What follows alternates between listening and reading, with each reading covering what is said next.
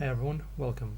In this video I will show you how to freeze frame in Adobe Premiere Pro. So if you want a specific part of your video to be frozen, for example there's a specific spot with a important part of the video you wish to freeze, you can easily do that. So follow me, I'll show you how. So in the timeline, right click on your video clip, then select Insert Frame Hold Segment. This will allow us to freeze a certain frame in the video. And as you can see, a new segment is now created between two parts of our video. Also, do not forget that depending on the timing of your video, you want to first go to the specific time of your video and then do right click and select the insert frame hold segment.